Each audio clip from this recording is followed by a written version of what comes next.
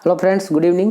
स्वागत है तमारू चेनल अंदर। मित्रों, आज रोज 4 जान्युआरी एनटीपीसी पेपर जे छे आगळ 2 शिफ्टनी अंदर लेवाई चूक्यु छे। मैं सवारनी अंदर एक विडियो मूक्यो छे मॉर्निंग में, एटले के लगभग बपोरनी आजूबाजू एनी अंदर सवारना पेपर में जे पूछायेला क्वेश्चन्स छे बराबर छे एनुं आपणे डिस्कस कर्युं छे, जेनी अंदर जीके, जीएस અને મેથેમેટિકના પ્રશ્નો આપણે સમજ્યા છીએ।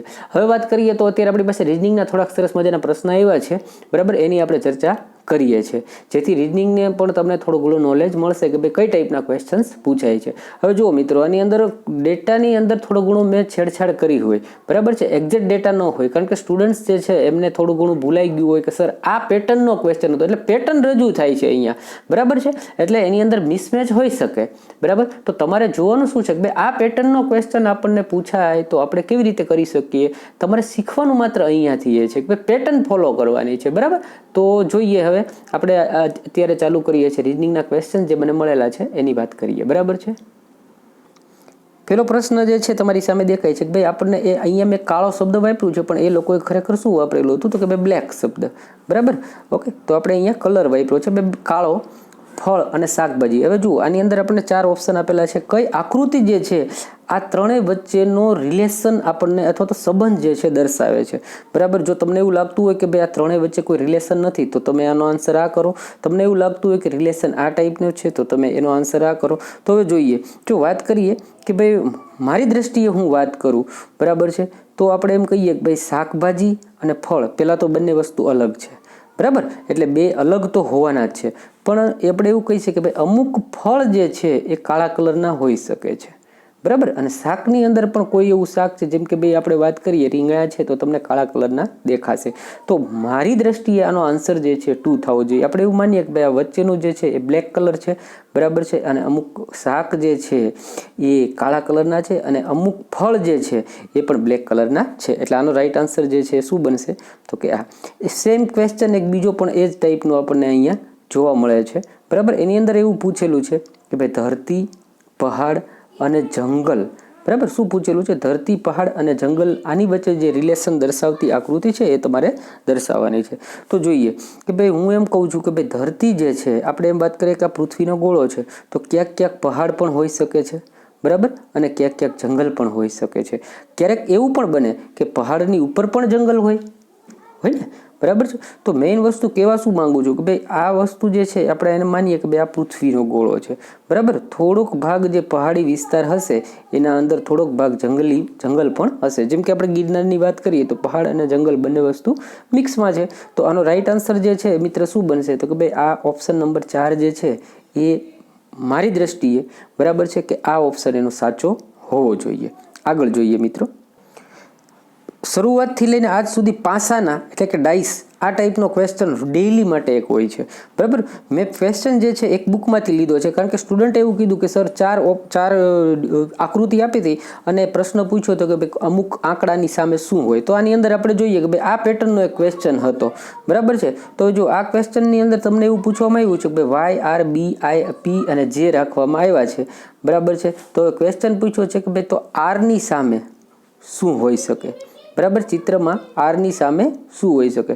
હવે જ્યારે આવું તમને પૂછાય ને, જો આને વિગતવાર સમજવું હોય તો મેં આનો એક વિડીયો ઓલરેડી ડાઇસનો મૂકેલો જ છે, હું એવું હશે તો આને ડિસ્ક્રિપ્શનની અંદર એની લિંક કોપી મૂકી દઈશ, જેથી આને વધારે ડીપમાં સમજવા જે માંગે છે મિત્રો એ લોકો એ વિડીયોને જરૂર જોવે, જેની અંદર ડાઇસના ટોટલ ક્વેશ્ચન બરાબર, ડાઇસમાંથી પૂછાતા કે કોઈ પણ જાતના ક્વેશ્ચન હશે ને એનું સોલ્યુશન તમે કરી શકશો બરાબર। તો હવે આપણે આની વાત કરીએ કે ભાઈ આરની સામે શું હશે। જો આવું જોવું હોય ને તો તમારે પહેલાં શું કરવાનું, આવા દાખલાની અંદર શું કરવાનું કે ભાઈ જે પૂછ્યું છે ને એ જો કોઈ સાથે કોમન દેખાય ને તો એને પકડી લેવાનું। જો અહીંયા આર અને અહીંયા આર જે છે એ તમને કોમન દેખાય, બીજાને ભૂલી જાઓ બરાબર, આ બેને તમે સાવ ભૂલી જાઓ। હવે શું કરવાનું કે ઘડિયાળની દિશામાં તમારે ચાલવાનું। આ આરને હું અહીંયા પકડું છું, એનાથી ઘડિયાળની દિશામાં ચાલું તો શું આવે છે પી, અહીંયા પણ આરને હું પકડું છું એને ઘડિયાળની દિશામાં ચાલું તો શું આવે જે। તો પીની સામે જે હોય, શું તમારે સમજી લેવાનું, પીની સામે હંમેશા જે હોય છે બરાબર। ઓકે, આ તો સમજ આવું છું, પછી હું એની શોર્ટ મેથડ આપું છું કે ભાઈ એમનામ પણ તમે જવાબ આપી શકો। તો આપણને શું જોવા મળ્યું તો કે ભાઈ પીની સામે જે, ઓકે આ બે વસ્તુ થઈ ગઈ। તો પછી બીની સામે શું આવ્યું, વાય આવ્યું બરાબર, એટલે આ બે તો મળી ગયા।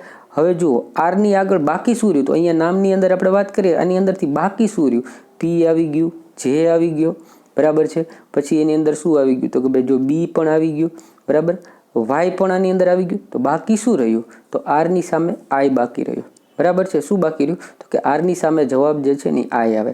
હવે તમને આની શોર્ટકટ મેથડ આપી દો મિત્રો, કે આમાં જે ન દેખાતું હોય ને આ બેને તમારે જોઈ લેવાનું. સિમ્પલ વસ્તુ, આ બધા અંક અહીંયા જોવાના, જે દેખાય છે ને એને ઉડાડી દો. માનો કે વાય દેખાય છે તો કે હા કાઢી નાખો, આર દેખાય છે તો કે હા કાઢી નાખો, બી દેખાય છે તો કે હા કાઢી નાખો, બરાબર, પી દેખાય છે તો કે હા કાઢી નાખો, જે દેખાય છે હા કાઢી નાખો. વૈધું કોણ? આઈ. સીધો જવાબ જે છે એ આનો આઈ બને. ઓકે, આશા રાખું છું સમજી ગયા છો. અને વધુ વિગતવાર જોવા માટે મારો આખો વિડીયો જોજો, એની અંદર ટોટલી ક્વેશ્ચન જે છે તમને મળી જશે. અને આ વારંવાર પૂછાતો સવાલ છે, લોટ્સ ઓફ પરીક્ષામાં પૂછાય છે, એટલે એક વખત 20-25 મિનિટ બગાડાય એમાં કંઈ ખોટું નથી જો એક માર્ક મળતું હોય તો. ઓકે, આગળ જોઈએ. એક પ્રશ્ન છે ને એ ક્રમનો પૂછેલો છે, બરાબર છે, કે ભાઈ કોઈ વ્યક્તિ આટલામો છે ને આટલામો છે. તો પૂછ્યું છે કે ભાઈ એ છે ને એ ડાબી બાજુથી 29માં સ્થાને છે, બી જમણી બાજુથી 30માં સ્થાને છે, અને બંને વચ્ચે 10 વ્યક્તિઓ છે. આ તો એકદમ ઇઝી ક્વેશ્ચન કહેવાય, કોઈ પણને આવડે, બરાબર છે. હવે માનો કે હું એક પંક્તિ બનાવું છું, આ એક હરોળ છે, બરાબર. હવે આપણને કીધું એ ડાબી બાજુથી 29મો, તો આ મારી ડાબી બાજુ થઈ, બરાબર, અને આ મારી જમણી બાજુ થશે. ઓકે, હવે એ છે એ ડાબી બાજુથી 29માં, આપણે એવું માની લઈએ કે અહીંયા એ બેઠો છે. ઓકે, પછી વાત કરે છે જમણી બાજુથી બી છે એ 30મો બેઠો છે. ઓકે, તો કે અહીંયા આ મારી જમણી બાજુ છે, અહીંયા હું બી ગણી લઉં તો એ કેટલામો છે? 30મો છે. અને બંનેની વચ્ચે શું કહે છે કે 10 વ્યક્તિ બેઠા છે. બંનેની વચ્ચે 10 વ્યક્તિ બેઠા. જો આની અંદર ક્યાંય રિપીટ એક વ્યક્તિ છે કે રિપીટ નથી થતો, તો આ તો એકદમ સીધું જ હતું. આનો કાંઈ નહીં, સરવાળો જ કરી દેવાનો હતો. 10, પછી બી છે એ 30, અને આ ડાબી બાજુથી 29. બસ આનો સરવાળો તમે કરી લો એટલે કે આ 9 નો 9 રહેશે, 3 ને 1 4, 4 ને 2 6, બરાબર. 69 વ્યક્તિ જે છે આ હરોળની અંદર બેઠા હશે. એકદમ ઇઝી હતું. જ્યારે તમને આવો પ્રશ્ન પૂછે એમાં વચ્ચે આપેલા છે અને આ કોઈ રિપીટ નથી થતું કે આ આટલામાંથી આટલામાં છે, સીધું આપી દીધું ડાબી બાજુથી. એટલે કે ભાઈ અહીંયા હું વાત કરું ડાબી બાજુથી એમને એમ કહી દીધું કે ભાઈ 29, એટલે બસ અહીંયા 29 વ્યક્તિ તો બેઠા જ છે. અને જમણી બાજુથી આ 30મો છે, એટલે અહીંયા આ 30 વ્યક્તિઓ અહીંયા બેઠા જ છે. અને એ બેની વચ્ચે જે છે, બરાબર છે, એ બેની વચ્ચે 10 છે. સીધી વસ્તુ થઈ ગઈ કે ડાયરેક્ટલી તમે આનો સરવાળો કરી લો એટલે તમને આનો આન્સર મળી જશે. આગળ જોઈએ. કથન નિષ્કર્ષના તમે 2 કે 3 પ્રશ્નો જોવા મળશે. આનો પણ મેં સરસ મજાનો વિડીયો બનાવ્યો છે ગુજરાતીની અંદર, મિત્રો જોઈ લેજો. તમને આમાંથી પણ 2 માર્ક કવર થશે. જેને રેલવેની પરીક્ષા છે 2 ક્વેશ્ચન આની અંદરથી આવશે ને આવશે જ, બરાબર. કથન આપ્યું હશે અને નિષ્કર્ષ જે છે આમાંથી સાચું ખોટું શું. તો જુઓ, આની અંદર એવું પ્રશ્ન કર્યો છે, થોડીક બારી છે એ ખુરશી છે, બરાબર. તો હું અહીંયા એક આકૃતિ બનાવું જેના થ્રુ આપણે સમજી શકીએ, બરાબર. માનો કે આ જે છે એને હું કહું છું બારી, એટલે બી મૂકી દઉં છું, બરાબર. અને બારી છે એ શું છે? ખુરશી છે. થોડીકની વાત કરી છે. ઓકે, કાંઈ વાંધો નહીં, અહીંયા આપણે આમ બનાવી દીધું. થોડીક બારી છે એ આ શું છે? આ ખુરશી છે. ઓકે, પછી શું કહે છે? કોઈ ટેબલ ખુરશી નથી. હવે એક ટેબલની વાત કરે છે. માનો કે અહીંયા ટીથી હું ટેબલ દર્શાવી દઉં છું, બરાબર. એ ટેબલ જે છે ને એ ખુરશી નથી, એટલે આની હારે કોઈ સંબંધ નથી, આવું આપણને એને આપેલું છે. હવે એને નિષ્કર્ષ આપ્યા છે, કોણ આના અનુસરે છે. થોડીક બારી ટેબલ નથી, બરાબર. હવે આ બારીનો ભાગ જે છે એ અહીંયા આપણે ખુરશી સાથે કનેક્ટેડ છે, પણ ટેબલ સાથે કંઈ કનેક્ટેડ નથી. થોડી બારી ટેબલ નથી, બરાબર. તો થોડી બારી હોય કે જાજી બારી હોય, બરાબર છે, ટેબલ આરે તો એને કોઈ સંબંધ આપણને આપેલો જ નથી. ઓકે, બીજી વાત કરીએ, થોડા ટેબલ બારી નથી. આ થોડાક જે ટેબલ છે, બરાબર, એ બારી નથી. જો હવે આની સાથે આપણે વાત કરીએ, બરાબર છે, તો એ પણ આની અંદર આપણે શ્યોર નથી કે હા થોડાક ટેબલ બારી નથી, કારણ કે ટેબલ અહીંયા બારી અને ખુરશીનો સંબંધ આપ્યો છે. કોનો સંબંધ આપેલો છે આપણને? ખુરશી અને બારીનો સંબંધ આપેલો છે. ટેબલનો સંબંધ આની ઉપર આપેલો નથી, એટલે તમે શ્યોર નથી. અહીંયા જો શક્યતા આપી હોત ને કે ભાઈ આવું હોઈ શકે, આવું બની શકે, તો તમે આમાં કંઈક વસ્તુ જે છે એ શ્યોર કહી શકો છો. ઓકે, તો અહીંયા આપણે એને શું કીધું કે ભાઈ થોડી બારી ટેબલ નથી. તો અહીંયા બારીનો સંબંધ છે ને, બરાબર, એ કોની સાથે આપ્યો છે? ખુરશી સાથે છે. એટલે કે ભાઈ ટેબલ સાથે કોઈ સંબંધ નથી, એટલે હું હા પાડી શકું, બરાબર. પણ થોડા ટેબલ જે છે એ બારી નથી, રિવર્સમાં સંબંધ આપ્યો છે, અને એ જે છે એના માટે આપણે શ્યોર નથી, એટલે આપણે આ બીજું જે છે એને સાચું નથી કહી શકતા. બીજું વિધાન બીજું નિષ્કર્ષ જે છે એ મારી દ્રષ્ટિએ ખોટું ગણાશે. ઓકે, આગળ જોઈએ. બાકી એકદમ કોડિંગ ડીકોડિંગનો ઇઝી ક્વેશ્ચન આવ્યો હતો કે ભાઈ બ્યુટીફુલ છે એને આમ લખી શકાય. કાંઈ નથી કર્યું, સીધું ઊંધું લખ્યું છે.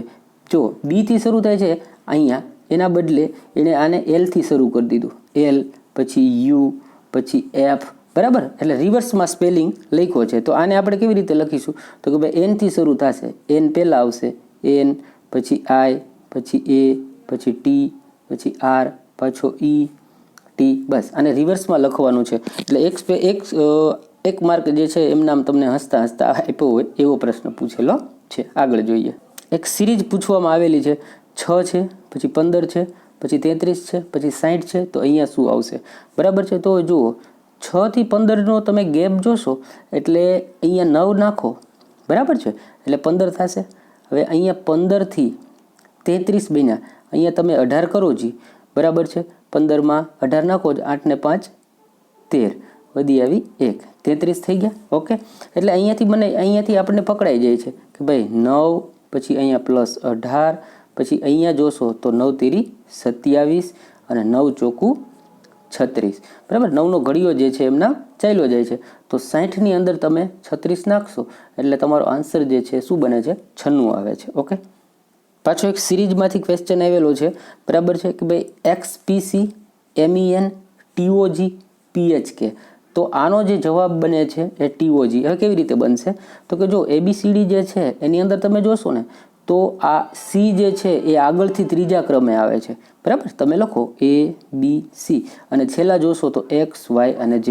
તો અહીંયા શું કરેલું છે? અપોઝિટ શબ્દ લીધા છે. આ ત્રીજા ક્રમે આ છે, એમ ત્રીજા ક્રમે આ છે, બરાબર. એટલે કે બંને એકબીજાના વિરોધમાં છે. તો એવી જ રીતે એમની વિરુદ્ધ N હોય, બરાબર, પીની વિરુદ્ધ કે હોય, જ્યારે ટી જે છે એની વિરુદ્ધ જી નથી હોતો. કારણ કે તમે જો ABCD જોશો તો ABCDની અંદર ABCDEF ને જી જે છે એ 7મા ક્રમે આવે છે. કેટલા ક્રમે? 7મા.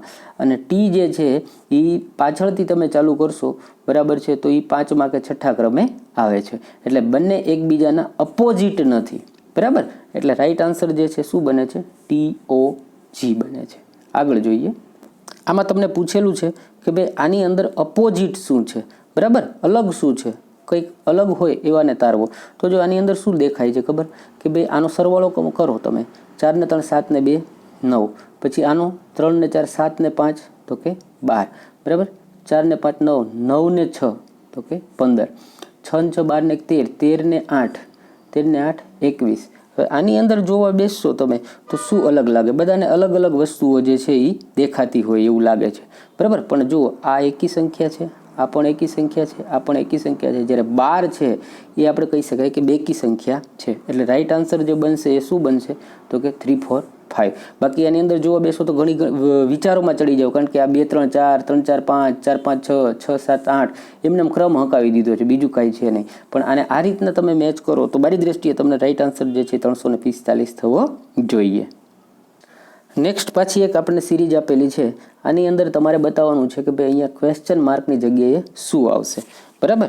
તો જુઓ આ જે છે એને આપણે એમ લખી શકીએ 10નો વર્ગ વત્તા 1, એટલે 10નો વર્ગ થશે 100, 100 ને 1 101 થાય છે, બરાબર. પછી આ જે છે એને આપણે 11નો વર્ગ એટલે 121 થાય.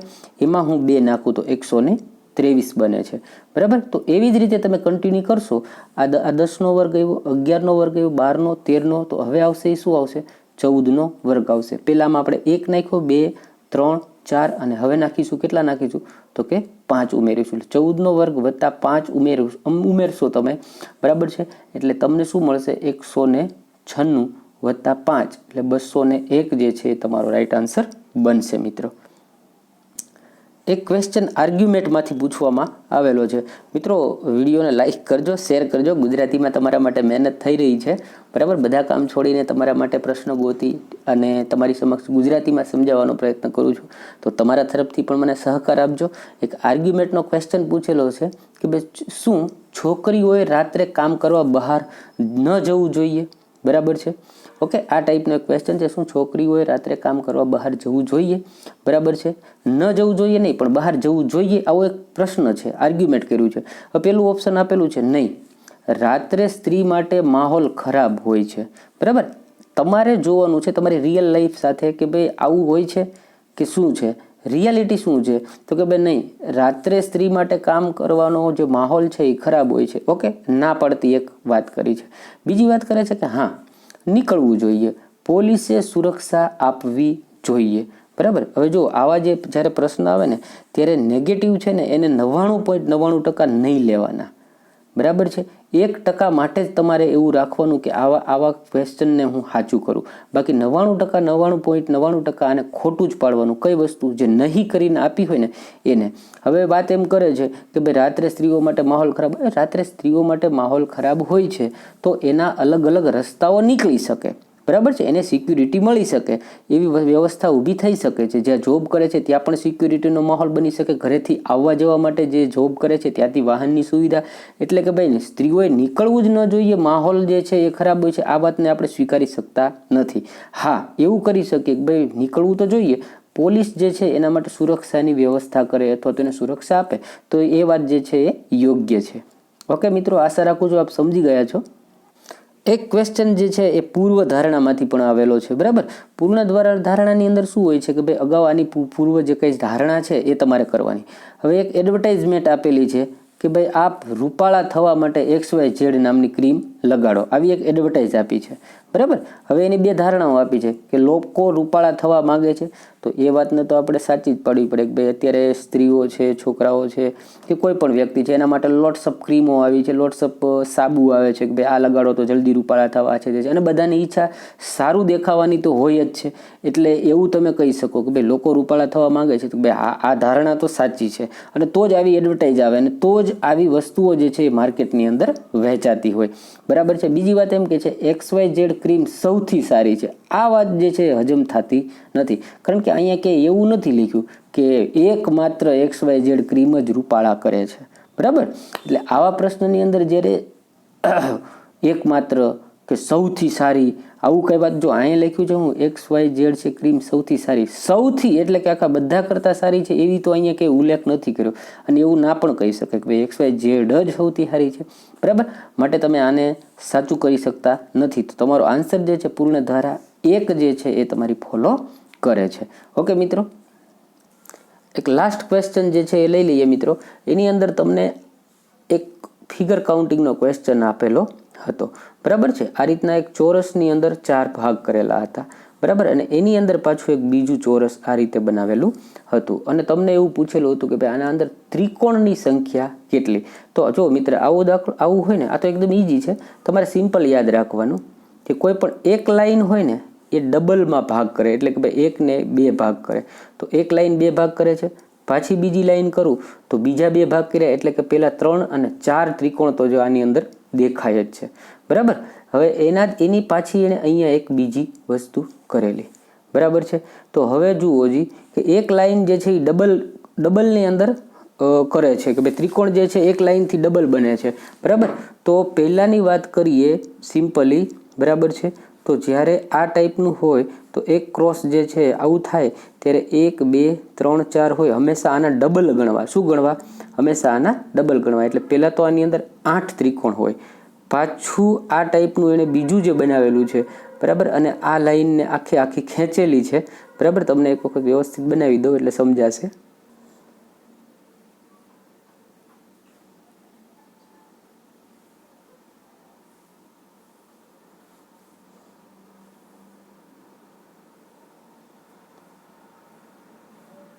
બરાબર, આ ટાઈપની આકૃતિ હતી.